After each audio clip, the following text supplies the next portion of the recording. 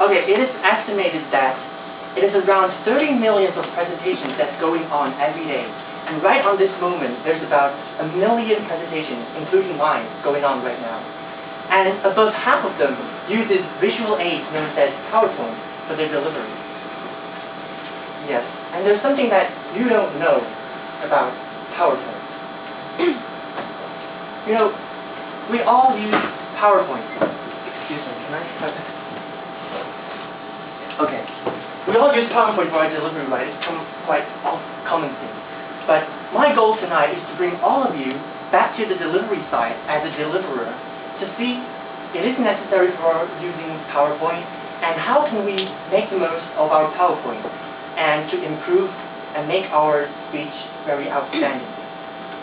And this is why we use PowerPoint. Once we've started a presentation, you know, people begin to, you know, judge us whether this is worth listening or not, because I'm sorry, I'm going to take it on my head. People are going to judge whether this is, you know, worth it or not in such a short period of time. And right after we start our delivery, you know, what do they judge? Based on what? Actually, it is based on, how we deliver? Is it based on our public speaking skills? Or is it based on, you know, are you being sharp, articulate, or does your message draw me in? Do I feel compelled by your message after listening to it? That is really important. But, you know, what's unfortunate is that many outstanding, you know, professionals do not understand that actually, truly, their delivery is rather boring, and that is the truth. You know, and I'm not going to ask you guys to raise your hands to tell me how much of you have been through a boring presentation that you'd rather fall asleep instead of, you know, opening your eyes and staring at those humorous PowerPoints with tiny little words on it. And I don't want to even go on to think about that, because, you know, as Toastmasters, we have the responsibility to be somewhat entertaining, you know, because since we are, you know, using the time and the attention span of our audiences, like all you guys, we have to be somewhat entertaining. That is what Toastmasters do. And, sorry, lots of people think, you know,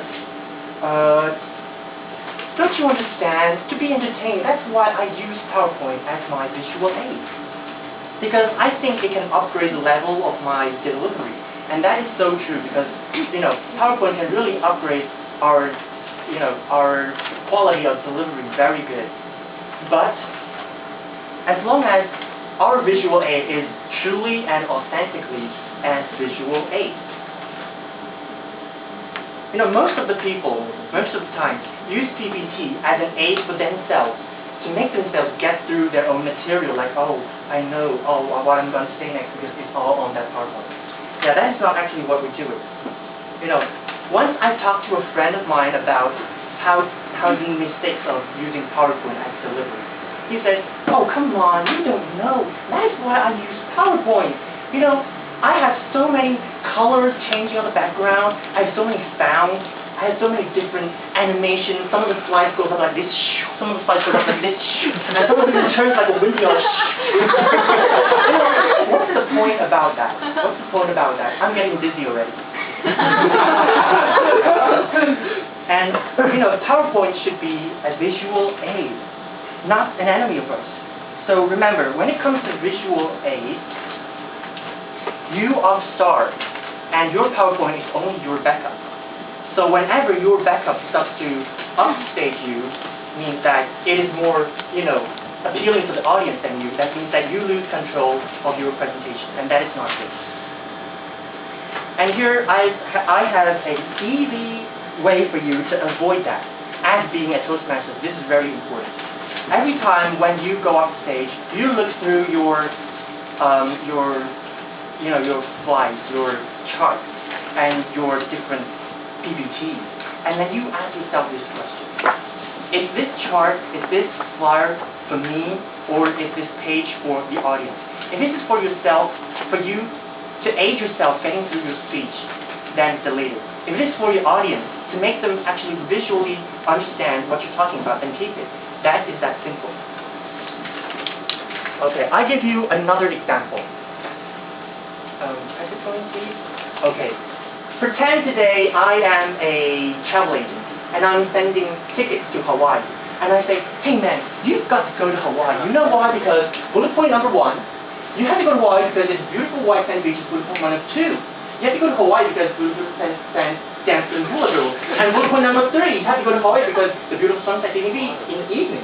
Do you call this visual aid? Actually, this is just a pile of words and text to help yourself get through your delivery. So this is not visual aid. Visual aid should be visual. It should be like this. It should be like, you know why you should go to Hawaii? Because I give you a picture of the beautiful sunny beaches. And then I give you a picture of the beautiful dancing hula. And then I give you a picture of the beautiful sunset in Hawaii. That is what we call visual aid. Okay, and then you might say, oh, that sounds cool, Daniel, but you know, I'm not a travel agent and I do not sell things. You are wrong. As long as you're standing here in front of everybody, you are selling something. You could be selling your ideas. You could be selling your things that you make. You could be selling your philosophy, anything that belongs to you. And more importantly, you could be selling yourself. Imagine this is an interview or a job upgrade for you. Then you are standing and speaking for yourself. So, next page please. Learning how to make the best of your visual aid is really important. It can not only upgrade how you deliver and give an impact shot on the visual side for your audiences. This is very important.